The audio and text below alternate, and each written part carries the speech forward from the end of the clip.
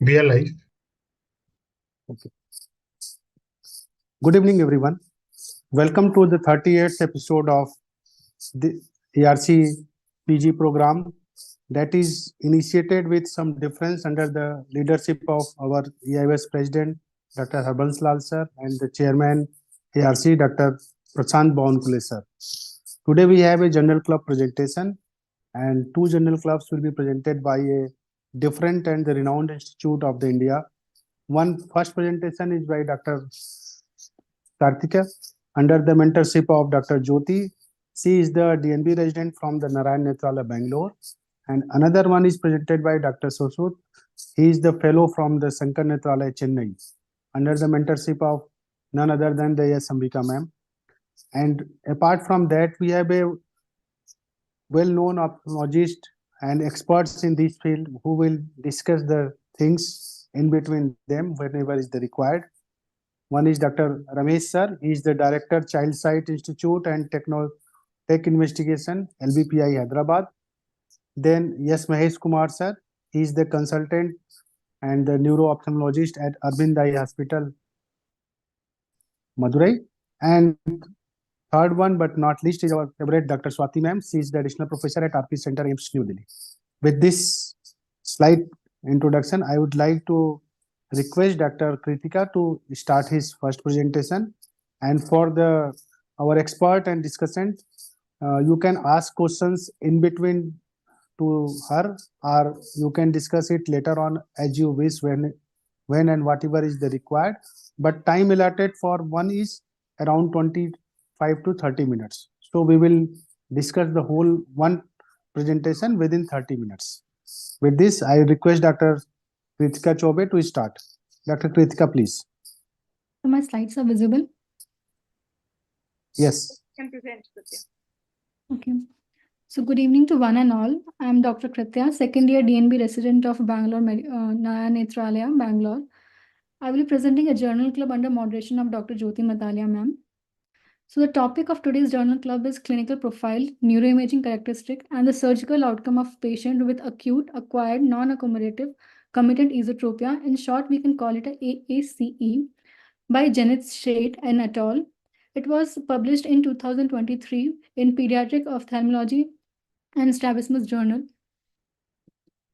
So coming to the introduction part, the AAC is a sudden onset committed esotropia, which can be associated with diplopia. AAC is a rare entity and it can be further divided into three categories by Bruin and Miller in 1958. The type 1 is a swan type following the occlusion of the amblyopia therapy. Type 2 is a Bruin-Frankeschi type, which happens in a patient with mild hypermetropia and precipitated by physical or psychological stress. Type 3 is a Belchowski type, which happens in people having mild to moderate myopia. The fresh and new classification of AACE was developed in 2015 by Book and Winding. The type 1 is a swan type, which is similar to Bruin and Miller. The type 2 is a Frankeschi and the Belchowski type, where they have combined both the second and third type of the Bruin and Miller. In type 3 is a acute accommodative esotropia. Type 4 is a decompensated esotropia. Type 5 is a neurological AACE. Type 6 is a cyclical AACE and type 7 is a secondary AACE. So coming to the etiology, it can be because of the refractive error. It can be because of the decompensated esophoria with progressive intermittent horizontal or binocular diplopia, which can result into constant committant large angle esotropia. There can be history of near work activities and many intracranial disease such as elevated intracranial pressure, brain glioma, Arnold-Chiari malformation, and thalamic or cerebral tumor can be implicated in the etiology of AACE.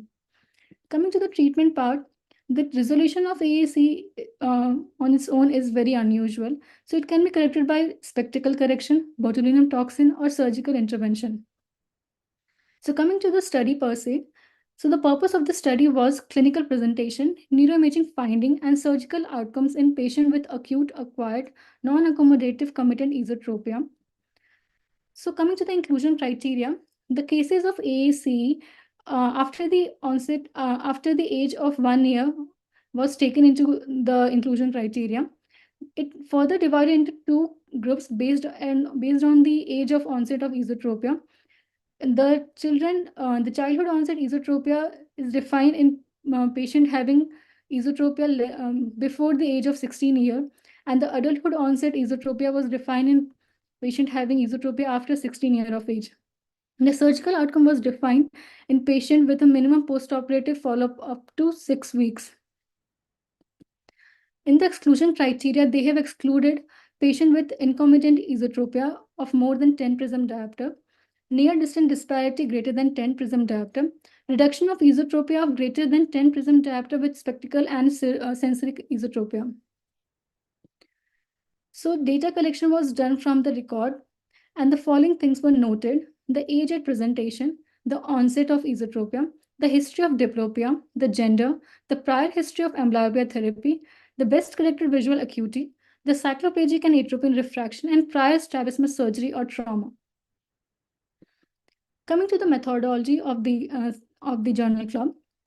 So it's a retrospective study. The all patient diagnosed with AAC between January 2011 and December 2019 across all the three center was included. The study protocol was approved by ethic committee of each institute and adhered to the tenets of Declaration of Helsinki. The primary position ocular deviation measured using the Prism alternate cover test when BCVA was 20 by 100 or worse in either eyes, and modified Krimsky test was used when BCVA worse than 20 by 100 in any eye, or the patient is uncooperative for the cover test. But the study has shown that they have excluded the sensory esotropia, so they have not defined why the vision was low in the patient, and they further the way they have put forward this criteria, shows that it shows that it's like a prospective criteria, and if they have want if they have there can be a preset protocol which they have not mentioned prior in the study. The MRI of the brain and orbit was done in with and without contrast was done in all the patient. If the positive neuroimaging finding was noted, it was referred to the neurologist, neurosurgeon for further evaluation. All surgeries were performed under general and local anesthesia. The bilateral medial rectus muscle recession or unilateral medial rectus muscle recession and bilateral rectus muscle resection was performed. The surgical success was defined as postoperative primary position deviation under with 8 PD at the last follow-up visit and elevation of diplopia if present preoperatively. So the statistical analysis was done with SPSS software and Microsoft Excel software. The p-value less than 0.05 was considered significant. The normality of data was checked with Shapiro-Wilk test. The t-test or Mann-Whitney U test was used to compare the categorical data, and the Fisher exact test was used to compare the surgical success in various groups. Coming to the result, so first comes to the demographic characteristics. So 605 patients with AAC were evaluated, and out of which 338 patients met the study criteria. The mean age at presentation was 12.60 plus minus 9.8 year, and the mean age at onset of esotropia was 10.76 plus minus 9.37 years. There were twice as many males as female, which was about 220 male and 118 females. Coming to the visual acuity refraction and the primary position deviation, the mean BCVA was noted to be 0.2 plus minus 0.29 logarithm of the minimum angle of resolution, which is called logMAR. The mean BCVA in the childhood was 0.25 plus minus 0.2 logMAR, and the adult was 0.1 plus minus 0.12 logMAR. The 289 patient, which is like 85.5%, was underwent cycloplegic refraction, including the 265 childhood onset esotropia and the adult onset esotropia. Only 24 patients were underwent cycloplegic refraction. The atropine refraction was done in 64, out of which 11 patient has changed greater than 1 diopter, whereas the 3 patient has changed 2 to 3 diopter. So coming to this table 1, which shows the demographic detail, clinical characteristic, and neurological imaging among the patient with acute acquired non-accommodative esotropia.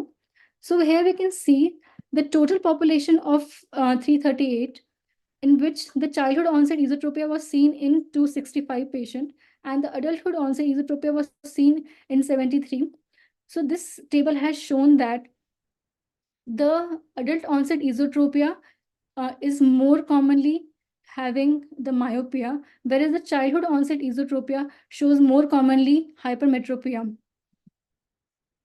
Coming to the table A, so the neuroimaging, all the patient of the study underwent MRI with and without contrast, out of which the neurological imaging finding was available only for 227 patients, which is 67.73% cases, out of which 190 patient the neuroimaging was normal and only 37 patient reported to have abnormal neurological finding, of which the T2 hyperintensity, the lacunar infarct in the white matter in subcortical and area and thalamus was noted in 13 patients, followed by the Arnold-Chiari malformation, which was noted in 9 patients, and followed by the periventricular leukomalacia, which was noted in 6 patients.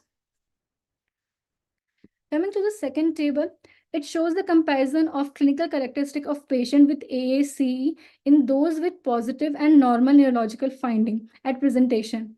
So here we can see the positive was the number of positive neurological finding was 41 and normal was 177, which has shown that the age at onset, the primary mean esotropia at distance and near, the diplopia and surgical success rate all were comparable in both the positive and the normal neurological finding group with a p-value of 0.3 or 0.2 or 0.45. Coming to the surgical outcome, so only 148 patients underwent surgery for primary position esotropia and or elevation of diplopia, out of which 120 were adult onset esotropia and 28 were childhood onset esotropia. The overall success rate was observed in 106 patients with a success rate of 71. The mean medial rectus recession was done in about 5.4 plus minus 0.7 millimeter. The one patient developed consecutive exophoria of more than 8 prism diopter. The 35 patient developed recurrent or residual esotropia of more than 8 prism diopter at last follow-up of 13.6 plus minus 12 months. Coming to the table 3, which shows the comparison of surgical outcome between childhood onset and the adult onset in AAC. So here we can see the childhood onset has the number is 120 and in the adult onset the number is only 28. So we can see here the preoperative primary position esotropia was very significantly high in childhood onset esotropia as compared to adulthood. And we can see here the medial rectal recession done in either of the group was comparable in both the group. The surgical success rate at the last follow-up visit has shown that the adult onset esotropia showed a higher success rate of 77.8% as compared to the childhood onset esotropia showing a success rate of 66.4%. In table 4, they have shown the comparison of the demographic and preoperative and postoperative characteristic between the surgical success and the failure in patient with AACE. So here they have shown that the age of onset and the age of presentation was comparable in both the groups. They have shown that um, the rate of success was worse among the patient whose surgical intervention was delayed. As you can see in this picture, the success rate was high when the intervention was taken earlier with less than 10 months, and the success rate is very bad if the intervention was done after 20 months. So in this table, they have shown that the binary logistic regression showed that the only age at the presentation and age at the onset of esotropia is cause the influence in the surgical outcome. The preoperative esotropia, the positive neurological imaging in absence of neurological signs or symptoms, and refractive status of the eye does not influence the surgical outcome. Here, before we move on, I just want to suggest a book called Studying a Study and Testing a Test. This actually helps us to check the authenticity of the study, to look at the better way of analyzing and interpreting. So whatever we've heard now, we'll quickly move through a couple of slides to show how good the study is, so that we get better outcomes and figure out what more additional can be done, so that future when somebody plans, he can do it in a even better way. Yes, you can go on, Kritya. So we'll be discussing the journal club into these headings: the study design, the assignment, assessment, analysis, interpretation, and extrapolation. So coming to the study design, so in this we divided into study hypothesis, study population, and study sample size. The study hypothesis was defined in three parts: the clinical presentation, the neurological finding, and the surgical outcome, which was clearly defined in this study. The population was um, uh, included into the study group depending upon the inclusion and exclusion criteria. And the study sample was adequate as the AAC is a rare entity and 338 is a good sample size. Coming to the assignment, so the study individuals were assigned into a study group, which was defined, but the discrepancy was noted that the 4 patient with distance near disparity of more than 10 prism diopter was included, in spite of it being exclusion criteria. And they have shown that the minimum 6 week of follow-up is required post-operatively for surgical analysis. But however, if the time frame of the recurrent esotropia was specified, the minimum follow-up can be modified, because in we have seen that 35 patient of the patient 35 patient developed recurrent esotropia after 13.6 plus minus 12 month. The number of surgeons and the comparison between the unilateral and the bilateral surgery was also not defined. Whereas as the study is a retrospective study, so masking was not done. Coming to this assessment, so the measure of outcome was appropriate as it's a squint surgery. The accuracy and the precision of the outcome. So for that, the memory of the study group plays an important role. As we know, the recall bias is very common in retrospective study, because the age of onset of the esotropia and presentation of the esotropia and the diplopia is very difficult to elicit from a patient who are like in a childhood onset esotropia. And the reporting bias can be also noted because we are using a data from the previous record. The measurement by the study investigator has its own demerit, because there can be an intra-observer or inter-observer bias, and we have not done the masking of the surgeons as it's a retrospective study. And the 3 patients who did not came for the follow-up may also alter the surgical outcome. Coming to the analysis, the strength of a relationship was defined. The statistical significant testing was defined, and cutoff was kept at p is equal to 0.05. So we can reduce the confounding variables if we can define the follow-up, the last week of follow-up for surgical outcome correctly. The number of surgeons can be defined so that we can know who is operating, and so we can prevent the inter-observer bias, intra-observer and inter-observer bias. And the 3 post-surgery cases were lost to follow-up. So this can also create a false image of the surgical outcome.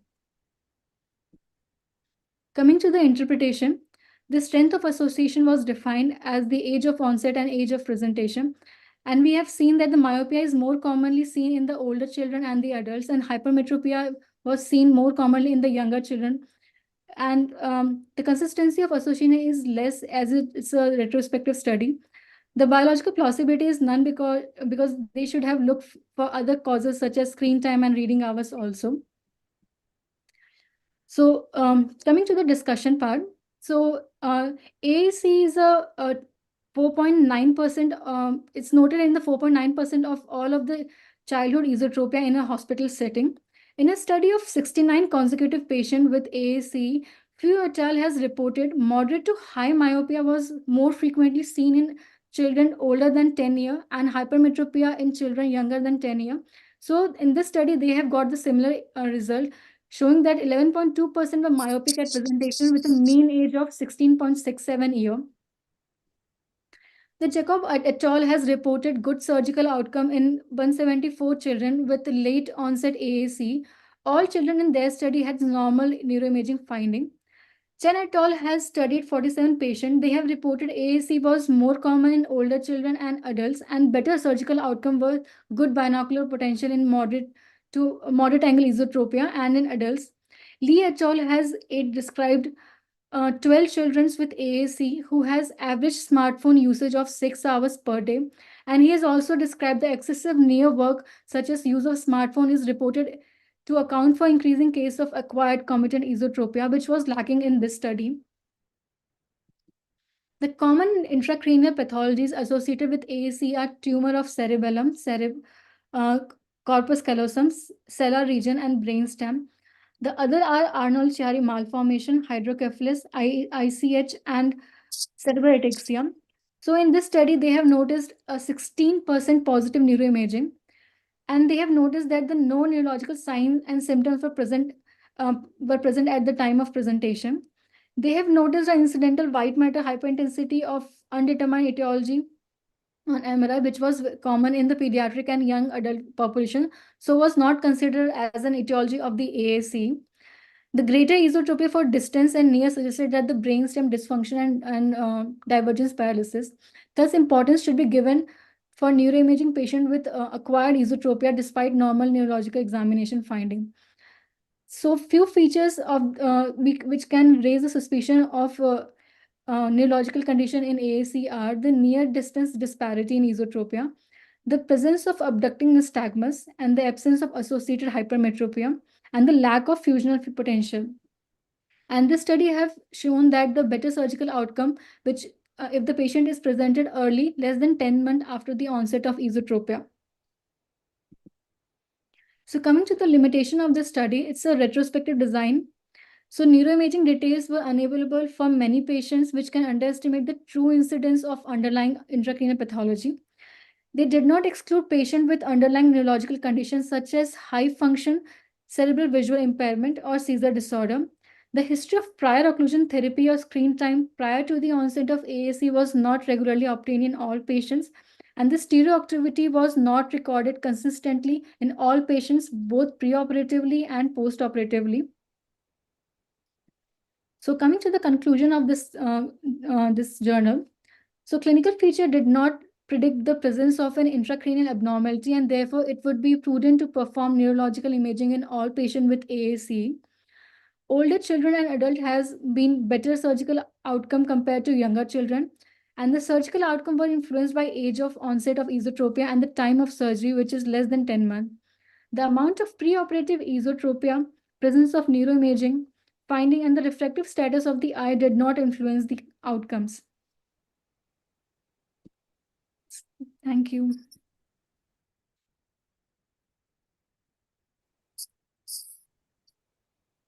Yeah, you can stop sharing.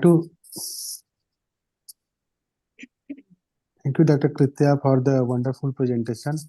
Now I invite our experts to comment on her presentation and the studies. Dr. Swati ma'am. Yeah, Dr. Kritya, that was a wonderful presentation. You have analyzed this study well and have highlighted the limitations of the study. The major limitation, as you rightly pointed out, it's a retrospective study. So there will be a lot of, missing data points in this kind of study. One thing I actually wanted to know, because the follow-up period has a very wide range. It is the 12 months with plus minus 13 months. So I'm not sure. I mean, if the results, the post-op surgical results that they have got, are actually the true reflection of what it could have been. Because if the patients, those who were followed up for a longer duration, may have had different results as compared to the patients who had, less duration of follow-up. Yes, exactly. So that's one point which I felt probably the surgical outcome which we are finding in different age groups, or maybe because of the intervention, may not be a true reflection of what is the reality. Yes, ma'am. So that 10-month criteria is something which I thought, I'm not sure if it is really true or not. Maybe Dr. Ramesh is here. He may be able to, put more light on it. Dr. Ramesh, your comments. Yeah,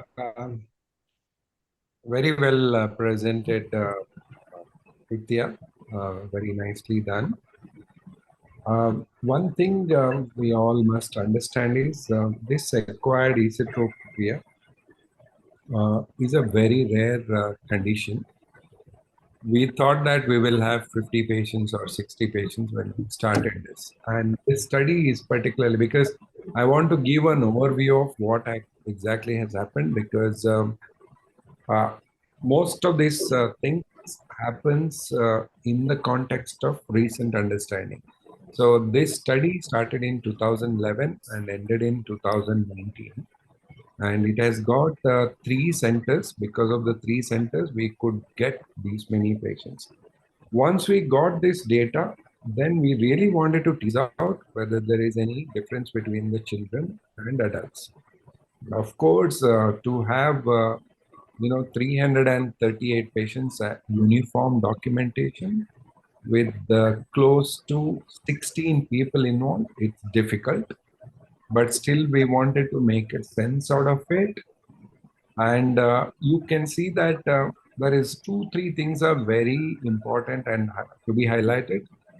Very, very classic to see double the number of patients were males, which is something we don't know, because at that time, screen time and association was just about there. And after this study, we changed the protocol of acquired esotropia completely.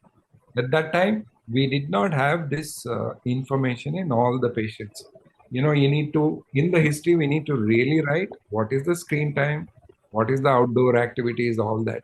So post 2018 or 17, we have some data. So that's why that is a very, very important data in the current perspective. If you see in 2024, without that screen time, we cannot even comment whatever it is. So that is something.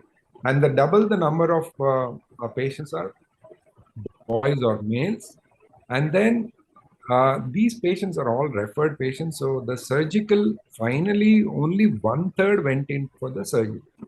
And obviously, they are all from different places. They won't come back. They will have a local follow-up. So what I would say is the best case scenario is this, but it could be worst case scenario also.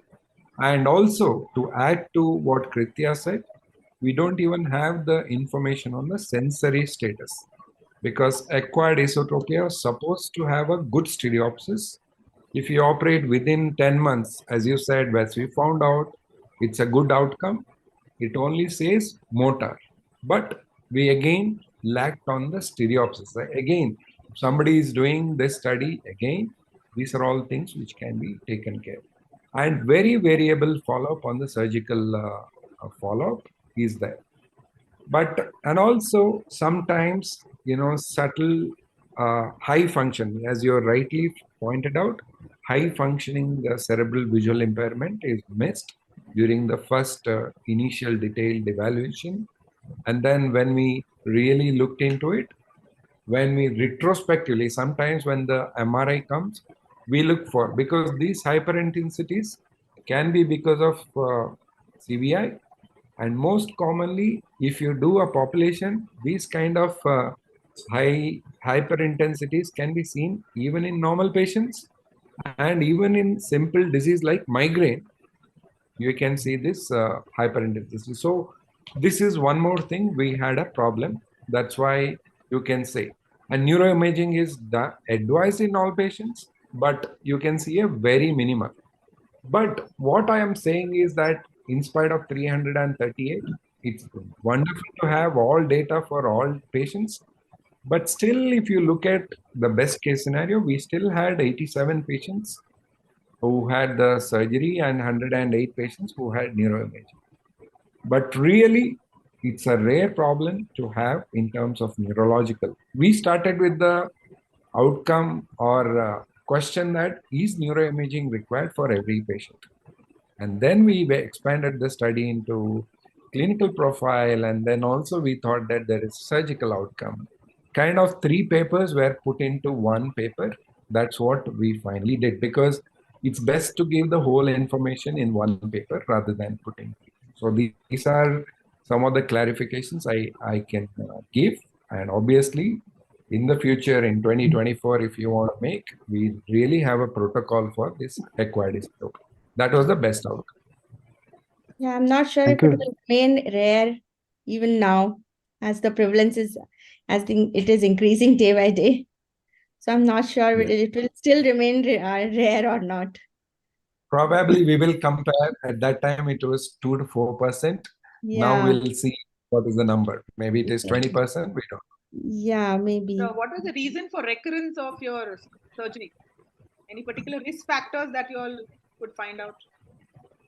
We did not look into. Some of them had hypermetropia, but actual cause we don't know, because we went ahead and saw that they have any neurological problem. All that we didn't see, but still we had a residual or a recurrent esotropia in some of the patients. And any medical treatment you all have given to these patients? Because that was not mentioned in your article. Anything like a course of... Or Again, even medical Botox for treatment that or matter. botulinum. No, not medical. I mean, Botulinum. eye drops or something. Yeah. Nothing was given, even because myopia patient accommodative spasm was definitely ruled out, but screen time part we don't know, and none of these patients got botulinum toxin. Post this, we are currently doing a study. Again, we are comparing botulinum toxin versus surgery, all that. This study does not have that data, and we have not done it. What was the timeline you chose for the surgery in these patients on an average? On an Particularly average, adult some onset ones. beyond 4 to 6 months of the initial diagnosis. As Kritya said, initial diagnosis, there could be a memory bias. People will say, yeah, maybe 1 month before I had all that. But we took it from that day to 4 to 6 months, or 3 visits where the angle of deviation was kind of stable. Did any of the patients, what you had described, had a headache, or was there any evidence of ophthalmoplegic migraine or something like that? Again, I can't say I have the data for 338 patients, but personally, we ask that question for everybody. With confidence, I cannot say migraine can be ruled out in all 338 patients, because at least 5 to 6 questions has to be asked before you rule out migraine, even in this patient. And migraine, again, now prospectively we are looking at migraine and acquired esotropia is rare, but migraine causing sixth nerve palsy or third nerve palsy is what we have seen common. Migraine and acquired esotropia. This is, again, I'm not talking from this study. This is beyond that. But you can't rule out, and there is no diagnostic test. And when we saw that hyperintensities, that time we thought some of these patients could be migraine. Dr. Mahesh, sir. Yeah, I have one more query. Correct me if I'm wrong. I'm not sure, but I used to believe that t-test and man-u test were for continuous variable or for I'm not sure. So maybe some clarification on that. Because they are normally used for numerical variables and not categorical variables as mentioned in the paper. I need to check. I can't remember offhand, because we had to run with many statistical tests to see this consistency. In many factors were there: age at presentation, hypermetropia, myopia. So I can't answer that question right now. Probably I'll look it up and get back to you. Okay, thank you. So I'd like to congratulate Dr. Kritya for a good presentation, an excellent presentation. And only thing, in spite of its apparent limitations, I would say from the journal club point of view, it's an excellent study to look into. Though it's retrospective, it has collected a huge volume of data. And also, particularly, I would like the residents to look into all the subgroup analysis, the different subgroup analysis that has been done. So that is a wonderful way to, like Dr. Ramesh said, 3 papers have been put into one. So there have been plenty of data in this, and I think it's an excellent study in that aspect. So I congratulate the presenting this. Thank you. Thank you, Dr. Kritya, and thank you, Dr. Jyoti, for guiding her so well that she presented each and every part of the club, general club, and Ramesh sir for highlighting and giving us the clue what is missing or what happens during the study.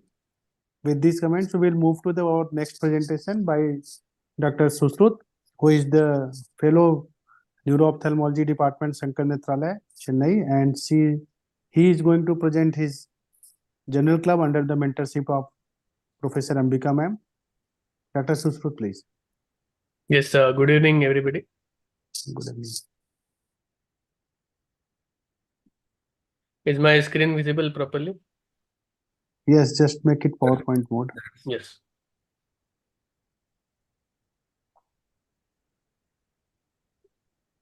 Are the Yes. slides moving?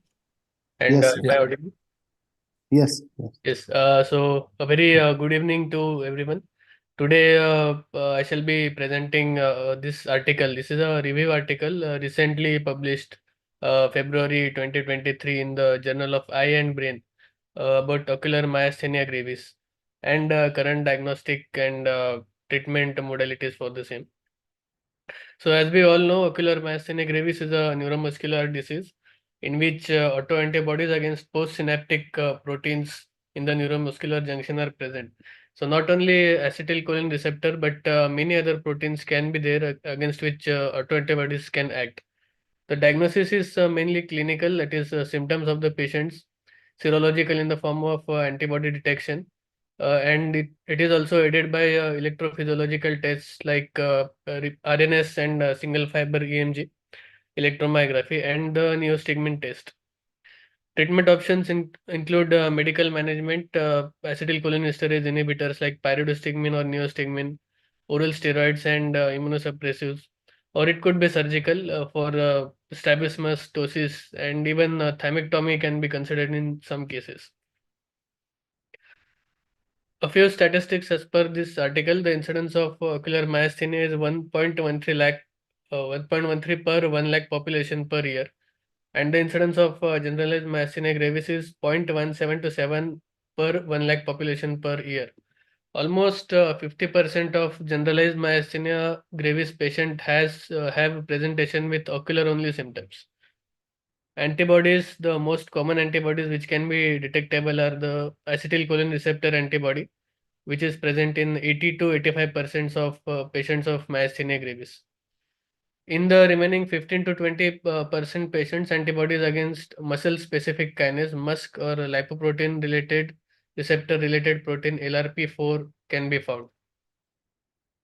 Few Indian statistics in a retrospective study of 841 Indian patients with myasthenia gravis, as per this article, 222, that is 26.31% patients had ocular myasthenia, 616 had generalized myasthenia. The disease was more common in males, and there was a single peak of age of onset, that is in male patients it was 6th to 7th decade, and in females the peak of age of onset was in the 3rd decade. Out of 281 patients, 238 were seropositive for acetylcholine receptor antibodies. That is, as previously discussed in other countries, 80 to 85%. This study also showed that around 84.7% people had acetylcholine receptor antibody positivity. Coming to the clinical features of ocular myasthenia, the most common features are ptosis and diplopia. Diplopia occurs mainly because of the external ophthalmoplegia. The characteristic sign in patients with ocular myasthenia gravis is fatigability and variability in the symptoms and signs. Diurnal variation is one characteristic trait of ocular myasthenia gravis or in general myasthenia gravis patients. Cogan slit twitch is one typical sign in ocular myasthenia gravis patient. It's 99% specific and 75% sensitive. False positive rate of 1% is there in diagnosis of ocular myasthenia gravis patients. What is Kogan slit twitch? It is when the patient is asked to look uh, down for a significant period of time, that is 30 seconds. And when he is suddenly asked to look straight, the upper eyelid shoots up because of twitches. The upper eyelid twitches up because of the. I'm sorry. Yes. The second test is the forced eyelid closure test, in which uh, the patient is asked to squeeze his eyes for about 5 to 10 seconds, and then open his eyes, and then he is asked to fixate on a target in the primary position. An upward overshoot of the eyelid followed by downward drift constitutes a positive test. Peak sign, in which the orbicularis weakness is there, causing incomplete inability of the patient to completely close their eyelids. Ocular myasthenia is a great mimicker. It can mimic cranial nerve pulses. It can also mimic thyroid disease, decompensated phorias. Bilateral internuclear ophthalmoplegia can be also a clinical mimicking finding in these cases. It can also mimic gaze pulses. However, the most important thing in this patient is to evaluate the pupils, as pupil involvement does not occur in ocular myasthenia gravis patient, because myasthenia gravis has only striated muscle involvement, while pupillary muscles are smooth muscles. So this is a characteristic findings in this patient. These clinical tests can be employed in the diagnosis. That is the eye speck test, in which a glove filled with crushed ice or any ice pack is put on the patient's eyelid for at least 2 minutes, and pre and post test measurements are obtained. And a clear improvement in the post test is a positive eye speck test. Sleep or rest test is a similar test, in which after a period of sleep or resting, there is an improvement in the symptoms of the patient. We can also employ pharmacological tests like the hydrophonium, which is not used currently, and neostigmine, which can be commonly used in the current scenario, or otherwise the oral pyridostigmine test, in which a therapeutic trial of pyridostigmine can be given, and we can check for improvement of the symptoms in the patient. Serological testing in the form of anti-acetylcholine receptor antibodies can be done. These antibodies belong to IgG1, G2, and G3 subclasses. These are derived from long-lived plasma cells. There are two types of plasma cells: long-lived plasma cells and short-lived plasma cells. These antibodies have three types: binding, blocking, and modulating. In the binding type of antibodies, they physically bind to the receptor. In the blocking antibodies, they actually block the receptor, and modulating antibodies cause damage by a complement system. Other antibodies, if acetylcholine receptor antibodies are negative, like we discussed, in 15 to 20% of cases, anti-muscle specific kinase antibodies can be detected. MuSK is a transmembrane kinase that sends signals to introduce the clustering of the acetylcholine receptor, which is then later on useful for generation of the action potential. These antibodies belong to IgG4 subclass, as opposed to anti-acetylcholine receptor antibodies, which are IgG1, G2, and G3. These are produced mainly by the short-lived plasmablasts, compared to anti-acetylcholine receptor antibodies, which are derived from the long-lived plasma cells. These are less effective in activating the complement pathway. This induce phosphorylation, causing disruption at the interaction between the LPR4 receptor protein, which we discussed earlier, and muscle specific kinase, which is necessary for acetylcholine receptor clustering. Other antibodies which can be detected are anti-LRP4 or lipoprotein receptor 4 antibodies. However, less is known about the pathophysiology of these antibodies. These antibodies mainly belong to IgG1 subclass.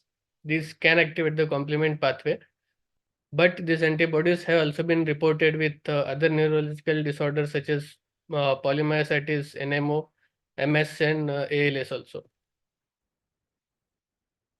Newer antibodies are being discovered, which are agrin, titin, anti-striational muscle antibodies, cortactin, and voltage-gated potassium channel antibodies.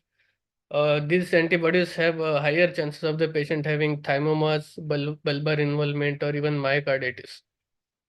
The exact pathogenic mechanisms, however, is yet to be fully described. So when should we do a profile for these antibodies? When there is a triple seronegativity, that is when the patient is negative for acetylcholine receptor antibodies, negative for anti-muscle specific kinin antibodies, as well as negative for anti-LRP4 antibodies, then we can consider doing a profile for these newer antibodies also. So they have described this diagram in this article. Thymus produces two kinds of memory B cells, short-lived plasma cells and long-lived plasma cells, which are derived from the memory B cell.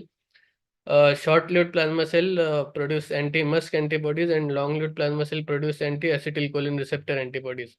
The pathology which we discussed is mediated in the neuromuscular junction. Electrophysiological test, repetitive nerve stimulation, RNS repetitive nerve stimulation test. It has a typical decremental response in myasthenia gravis. However, it is only abnormal in 30 to 50% of ocular myasthenia gravis patients. Other test which we can do is the single fiber EMG. It has a higher sensitivity in ocular myasthenia gravis, 88 to 92%. Jitter is a characteristic finding in ocular myasthenia gravis patient, that is variability in the action potential between two muscle fibers in the same motor unit. Single fiber EMG plus ICE test combined have higher sensitivity, specificity, and negative predictive value in the diagnosis of ocular myasthenia gravis. But these tests require technical expertise, and these are time consuming. Also, these tests can be abnormal in Lambert-Eaton syndromes and other mitochondrial myopathies, thus confounding the diagnosis. The differential diagnosis which we can consider in these cases are Miller-Fisher syndrome, chronic inflammatory demyelinating polyneuropathy, and the Lambert-Eaton syndrome. However, clinical features and antibody detection with diurnal variation, pupil involvement, we can properly come to a correct diagnosis. In cases of Miller-Fisher syndrome, there is immune-mediated neuropathy with anti-GQ1, anti-ganglioside Q1b antibody positivity. It can have a sudden onset as opposed to myasthenia, which is usually gradually progressive, but also can be sudden. However, Miller-Fisher syndrome has a characteristic history of previous infective GI symptoms because it is a variant of Guillain-Barré syndrome. There is no diurnal variation in Miller-Fisher syndrome as opposed to myasthenia gravis. In Miller-Fisher syndrome, mydriasis or anisocoria can be there. However, as we discussed, pupils are characteristically spared in ocular myasthenia cases. There is a characteristic triad of ataxia, areflexia, and facial weakness in cases of Miller-Fisher syndrome. In chronic inflammatory demyelinating polyneuropathy, it is also an immune-mediated polyneuropathy. In these cases, antibodies against neurofacin, NF155, 140, 186, or anti-contactin antibodies can be detected.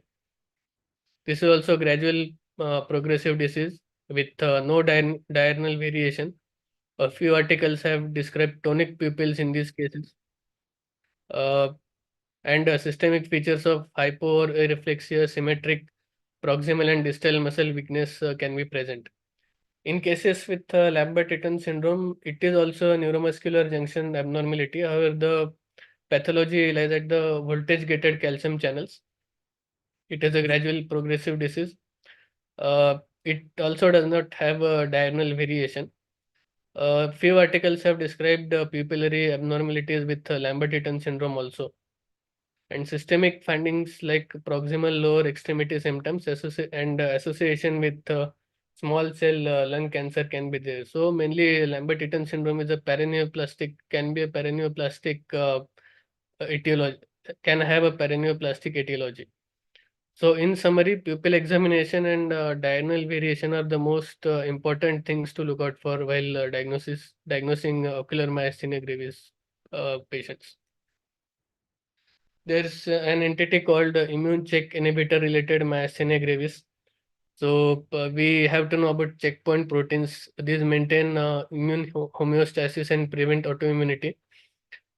These are basically tone down the immune system, and thus they are used by the cancer cells to their advantage to evade normal anti-tumor immune responses. So to tone down even the checkpoint proteins, we can have few medicines which are monoclonal antibodies against the programmed cell death protein, programmed death ligand 1 protein, cytotoxic T lymphocyte associated protein 4, and so on. These stimulate the immune system to react against the cancer cell by blocking the negative downregulation of T cells. So after stimulation of the immune system, we can have myasthenic symptoms, usually after 1 to 4 cycles of these immune check inhibitor medicines, in the form of myositis, myopathy, weakness of extremities, oculomotor symptoms, respiratory symptoms, and bulbar symptoms also. Myasthenia gravis in this setting is more severe and has more frequency of myasthenic crisis. There can be cardiac complications also in these cases with immune check inhibitor, history of immune check inhibitor medicines. Many articles have described the association between myasthenia or even ocular myasthenia after COVID-19 and even administration of COVID-19 vaccine. A few mechanisms have been purported, that is hyperstimulation of the innate immune system or molecular mimicry by the virus of the neuromuscular junction proteins. These patients can have the typical acetylcholine receptor antibodies, anti-musk antibodies, and the newer antibodies which have been described like anti-titin antibodies also.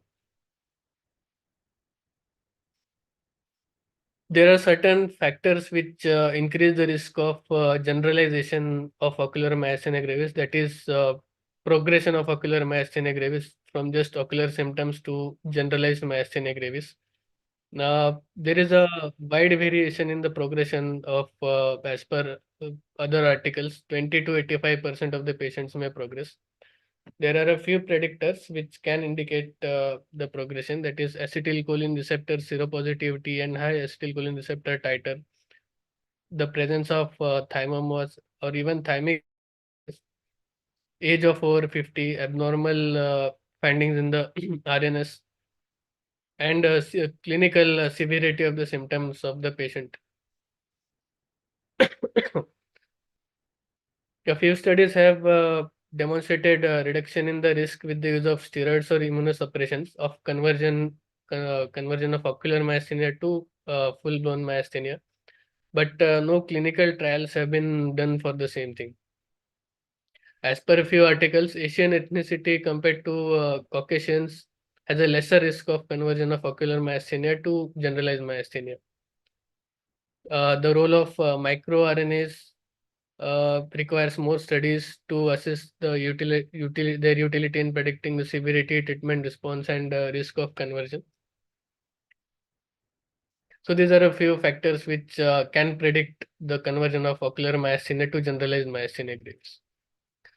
Medical treatment, there's a lot of evidence for generalized myasthenia. However, a lack of evidence for the treatment of only ocular myasthenia gravis is there. We can have options in the form of cholinesterase inhibitors like pyridostigmine, neostigmine, then oral steroids. If the disease is not amenable to oral steroids, also then immunosuppressive agents like azathioprine, mycophenolate mofetil, intravenous immunoglobulins, plasma exchange, and biologics, that is biologic monoclonal antibodies in the form of eculizumab and rituximab can be tried. Acetylcholine receptor is cholinesterase inhibitors like pyridostigmine are useful for mild ocular patients with mild ocular symptoms. Uh, these are more effective in ptosis compared to diplopia. This is worth noting. These are started from 60 mg thrice a day till the maximum dose of 300 milligrams per day. However, these medicines do not affect the natural history of the disease. This just treat the symptoms of the disease. And side effects in the form of cholinergic crisis and diarrhea can be there with these medicines. Hence, these medicines are given carefully in patients with asthma, cardiac arrhythmia, or urinary obstruction. Oral steroids are frequently used to treat diplopia as opposed to cholinesterase inhibitor, which are mostly useful in effective in ptosis compared to diplopia. Steroids are more effective in diplopia or ptosis with diplopia. These are usually started at a high dose, 1 mg per kg. Then either a slow taper can be done, with a high dose with a slow taper, or increased over several weeks, and maintenance dose of 6 to 12 weeks can be done. Slow taper over several months can be done, and these are either discontinued when the symptoms abate, or later on maintained on a daily alternate low dose of 2.5 to 10 mg. Epitome study has been done to evaluate the clinical utility of oral prednisone in ocular myasthenia. There has been clinical and statistical clear significant benefit in oral prednisone compared to placebo has been found. However, 20% patients may not respond to steroid therapy. In these cases, we can try immunosuppressives and biologics like mycophenolate mofetil, azathioprine, cyclosporin, cyclophosphamide, or tacrolimus. Rituximab has been used in refractory myasthenia cases, MuSK myasthenia. Anti-CD19 therapy has a potential in MuSK as well as acetylcholine receptor positive myasthenia. Proteasome inhibitors such as bortezomib has been introduced, and complement inhibitors like eculizumab and zilucoplan can be tried. For surgical correction, anatomical and ultrastructural changes in the muscle due to long-standing disease can be there. So this muscle, there is a lack of response of muscles to steroids. These a few changes described are increased endomysial collagen deposition in the muscle, presence of adipocytes in the muscle, atrophic muscle fibers, increased myofiber size variation, whirling, splitting. These are all the anatomical changes which prevent the response to medicines in these muscles. So in these cases, we can think of doing surgical correction. Non-resolution with maximal medical therapy and stability in the deviation or ptosis is an indication for surgery. Botox therapy can also be tried in long-standing non-responsive cases. Thymectomy has a controversial role. There is not enough evidence as per this article in ocular myasthenia gravis compared to generalized myasthenia gravis. However, in an Indian study, 79% patients responded well to thymectomy, and 52% patients achieved a near complete remission. This study also concluded that younger age and milder disease correlated with a good outcome, and patients with thymoma responded as favorably as those without a thymoma. So in summary, ocular myasthenia is a focal form of myasthenia, as opposed to generalized myasthenia with peculiar clinical, serological, and management aspects. Just like generalized myasthenia, it can be treated successfully with cholinesterase inhibitors like pyridostigmine, neostigmine, and oral steroids. Risks for conversion to generalized myasthenia gravis include acetylcholine receptor seropositivity, high acetylcholine receptor antibody titer, the presence of thymoma or even thymic hyperplasia, age of over 50, abnormal RNS, and severity of symptoms. Thank you, Sushruth, for this extensive overview of this Thank you. Thank you, sir. article on ocular myasthenia gravis.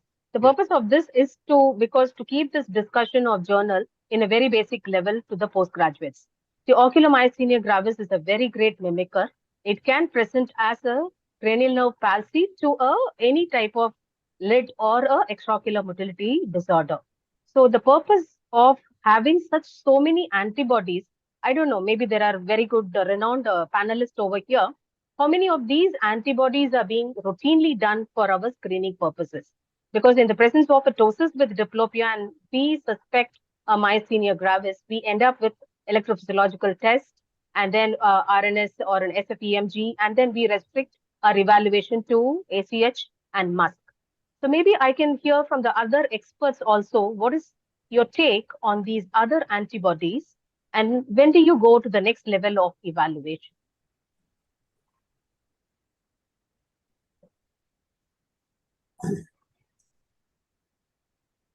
Frankly, we would. Dr. Ramesh, sir. Yeah. Ideally, we should get all these tests done. We try to get it depending upon the patient's status, economical as well as socio-economical. Anti-MuSK and ACH receptor are easy to get, but LRP4 is very, very difficult to get. So pharmacological and clinical and antibiotic, that is serological test, we try to combine, especially when it is not a classical presentation. So I still haven't figured out who has more chances of conversion into generalized myasthenia. But how many percentage of our patients? Probably 20% of the patients get all of this test. Mahesh, sir. Dr. Mahesh, kindly unmute yourself. Very good presentation Yeah. by Shmuth and it's like Dr. Ambika said, it's an extensive and a complete coverage, an ideal review article for everybody in neurophthalmology, just not just the residents. It's an excellent article. Like Dr. Ramesh said, we would restrict ourselves only to the basic tests, anti-MuSK and anti-stimulatory receptor antibody. And we absolutely do not consider at this point of time any other sort of hot antibodies at this point of time. And apart from that, Sashwat has highlighted some important points for the postgraduates, like we should not have a pupillary finding in a myasthenia, and sensory symptoms in myasthenia should not be there, and pain probably should not be there, and all these things have been brought out in the article. These are all good take-home points for the residents. Thank you. Just On if an I average, may add, how have you point. seen your conversion rates of patients, what you have seen as ocular myasthenia, how frequently you have seen in your clinical practice coming up with a GMG symptoms? Maybe by 2 years, by 5 years? What is your clinical experience, what you have seen in them? Probably we don't have data, but probably around 10 to 20%, I would say. And yeah, that will be an approximate data, will be 10 to 20%. Yes, yes, Dr. Ramesh. Yeah, percentage, I would agree with Dr. Mahesh. Again, there is a large study, I think Sushruth quoted that 881 patients. There, the conversion rate is very high because that is published in neurology. So most of the times, if you are associated with the neurology or children's hospital, you will see more of a converted patients. But if you are an isolated ophthalmology institute, you will see more of a pure ocular myasthenia patient. So that's what happens. So in our experience, it's around 10 to 15% who convert, who we know that they have converted. They may not even come back to you after conversion. True. And the other thing is, one difficult task in ocular myasthenia is in the absence of ptosis. When they come with a double vision, with variable, I mean, maybe you would have diagnosed as a cranial nerve palsy, then they would come up as query mitochondrial myopathies or something like that. How do you take such myasthenia patients? Because like they may be seronegative sometimes. So how do you make your clinical judgment in these patients? Do you do a neostigmin or some test to confirm, or you put them empirically on myasthenia medications? I think in principle, if their pupil is okay, if the ptosis is not there, the first diagnosis of myasthenia is on the lower side. We'll rule out other aspects like neurological, maybe vascular, prothrombotic factors. But finally, we still do uh, pharmacological test like neostigmine, and also we get serological test. But what percentage turns out to be positive is a very small percentage.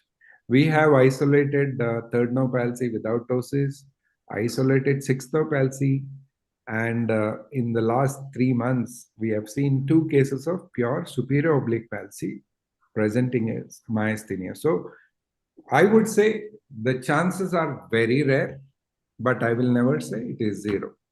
The diagnosis pre-test probability becomes less if you don't have ptosis. One additional thing we always get is 30% of the thyroid eye disease patients can have ocular myasthenia, and even ocular myasthenia can have thyroid eye disease. So we just get that test along with the serological test. This is a known thing, but sometimes that can be missed. It's not that it's not Yeah. an unknown as such. They all share the same platform of being autoimmune diseases. So probably they can be a coexisting thyroid and an ocular myasthenia gravis.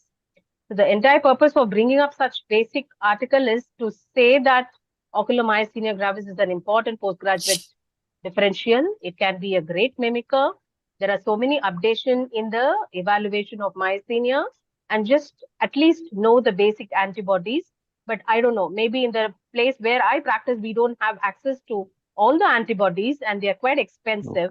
And always have a neurologist in your loop for the evaluating these patients, and ask wisely because they are quite expensive.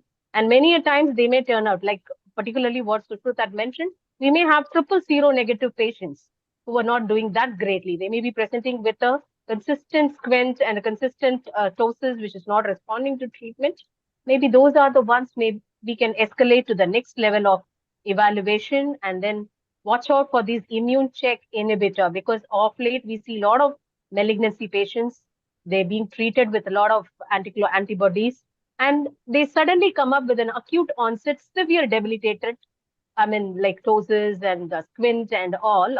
So watch out for this, because these are the ones which can go in for a severe cardiac complication and a myasthenic crisis. So we just wanted to make this point highlighted to the postgraduates, if at all, who are going to listen this journal club. Thank you from our end, and if any other points from the discussants, we will take it. Dr. Jyoti Matalia, your comments on. Yeah, very good. One is covering myasthenia, and something like we spoke about is a acute non-accommodative comitant, which is now on the rise. In fact, we can look at the cases which were done, because your study was in 2019, and now post-COVID, we would have a different kind of spurge of these cases. So it's a good thing to compare. So I think there are good articles which covered something which was more commonly done, and it definitely helped the postgraduates in figuring out what to do. So as I had commented, that book is something which we can look at that helps to evaluate articles much better. Studying a Study, Testing a Test by Richard Riegelman is a nice book. So the postgraduates should look at it and see how they can evaluate, because many a times we look at articles which we believe are very, very authentic. And when you read and follow these, you realize some of them are may not be as clear and may not give us a clear-cut information which we really feel is coming through the article. So I think I thank AIOS and ARC for this opportunity to get to teach our postgraduates how to present, and they get a platform to present at a national level. So I thank Dr. Pradeep and the entire team of AIOS ARC. Bonkule sir, please. Sir, you are muted. I think he's frozen. Maybe respond. He's muted, I guess. You're muted.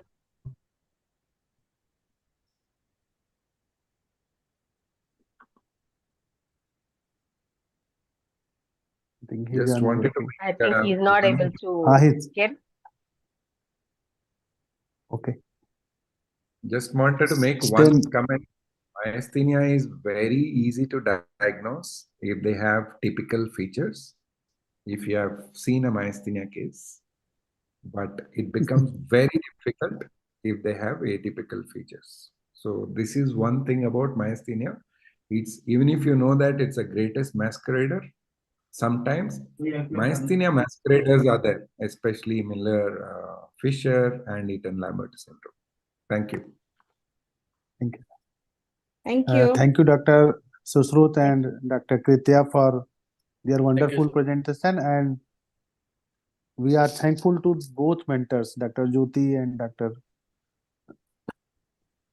Ambika ma'am, for guiding them such a way that they have presented in front of the stalwarts of the neuro-ophthalmology, and it was really a nice discussion that we know and learn a lot from both the topics and the discussion. Bonkule sir, you want to say something? Sir, kindly unmute yourself. You're muted. Bonkule sir. Yeah. Okay. Yes. Thank you. Yes, Thank There you you, are. everyone. Uh. Thank you, Dr. Jyoti and Dr. Ambika for bringing out such wonderful articles which were really relevant to the postgraduates, and they would help them in better understanding of your neuro-ophthalmological disorders. And all my mentors, Dr. Ramesh, Dr. Mahesh, Dr. Swati, for sparing their valuable time for our postgraduates and making them understand the importance of this article. I'm really sorry because I had a flight too. I'm still about to board. So I had asked Deepak to take over. We are having our ARC program at IIM Ahmedabad tomorrow. That is the reason. So thank you once more from the bottom of heart to all of you, all the stalwarts there. And of course to my dear postgraduates, both Kritya and also Sushrut for doing so well on this bigger platform. Congratulations to both of you. Thank you. Thank you, sir. Thank you. Thank you, everyone. Thank you, Dr. Thank Prashant. you. That's a wonderful Good. opportunity for these postgraduates and fellows. Thank you, my